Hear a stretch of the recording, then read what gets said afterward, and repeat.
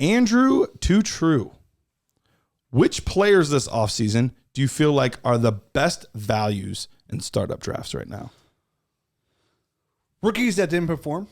Okay. Treylon Burks are good. Players from the year before that you liked a lot, like Elijah Moore's. That was going to be my guy. Yep. We talked about Amari Cooper. Amari Cooper's good.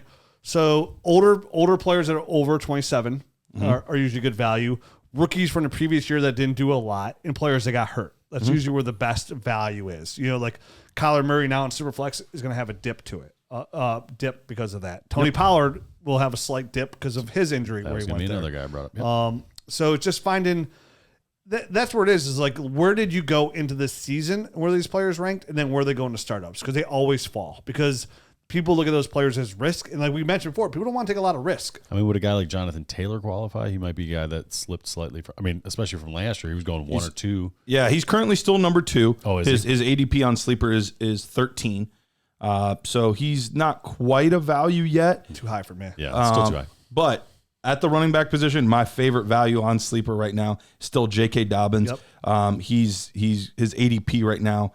He's the 69th player off the board right now. Yeah. I need like that. But he's going behind Dalvin Cook, Damian Pierce, Pollard, Mixon, Henry, like all guys that I would take Dobbins ahead of all of those guys with the youth and the upside in that offense. So he's probably my favorite value out of anybody right now. I think a receiver, some of my favorite value right now is guys like I mentioned, like the rookies like Treylon Burks, Elijah Moore. I think Deebo Samuel's good value right now because he didn't put the year he did before, but he's still an electric player. And him and Kyle Shanahan, he's got that long-term deal there with Kyle Shanahan. Kyle Shanahan will focus that offense with him in there. Still Mike Williams, even though he finishes wide receiver 1, still find himself as really good value. Definitely with the rumor that Keenan Allen might get moved this offseason, which would really elevate Mike Williams' numbers. Would be huge, so I feel like he's really good value in a startup. We mentioned Deontay Johnson as a buy. As a good startup. So those are a couple of guys at wide receiver that I feel are really good value.